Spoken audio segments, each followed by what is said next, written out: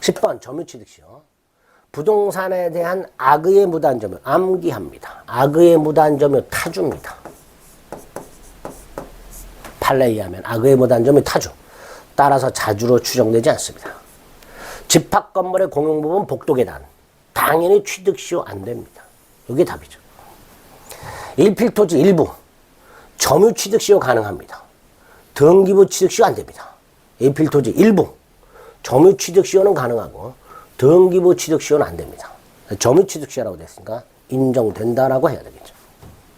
4번 아직 등기하지 않은 시완성자. 그 완성 전에 이미 설정되어 있던 가등기에 기하여 시완성 후 소유권에 대한 본등기를 마친 자에 대해서 시완성을 주장할 수 있는가. 보세요. A 토지가 있어요. 소유자가 갑이에요. 가등기 병이 되어 있어요. 그 상태에서 을이 20년을 점유합니다. 순서대로 가등기가 먼저 되어 있고 을이 20년이 됐습니다. 그리고 3번 얘가 본등기를 합니다. 1의 1이죠 원래는. 그냥 순서. 세 번째 본등기를 합니다. 그러면 가등기에 기초해서 본등기를 하면 순위는 소급하지만 소유권은 본등기한테 취득하잖아요. 결과적으로 이 병은 을의 시효 완성 후에 소유권을 취득한 자가 되는 거예요. 그러니까 을은 병에 대해서 시효완성을 주장할 수가 없다. 이렇게 되겠죠.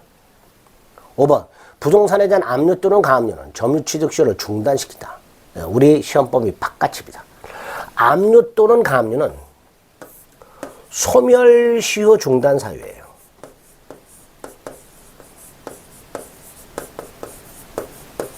그리고 소멸시효에 관한 규정을 취득시효에도 준용을 합니다.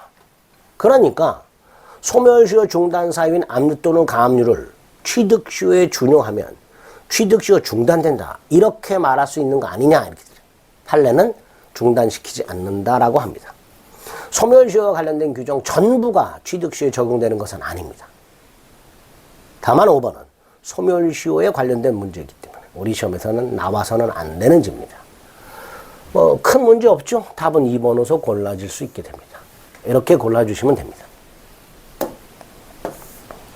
11번 점유취득시효 또 나왔네요. 성명불상자 소유물 가능하죠? 할 수 있다.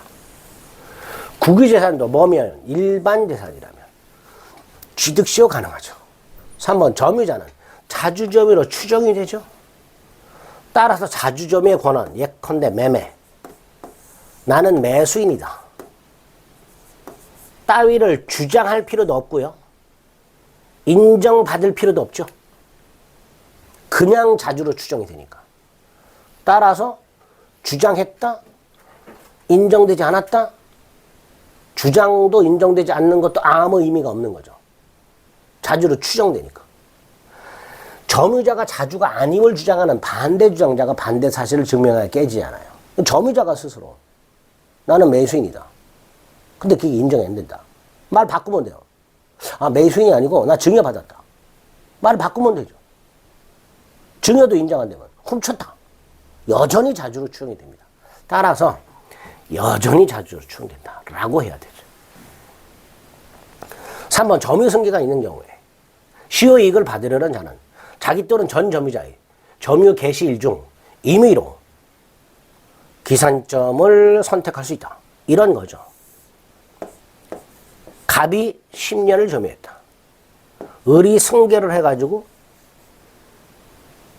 자, 요 10년 동안 갑이 점유한 거예요. 을이 승계해서 또 10년을 점유했다.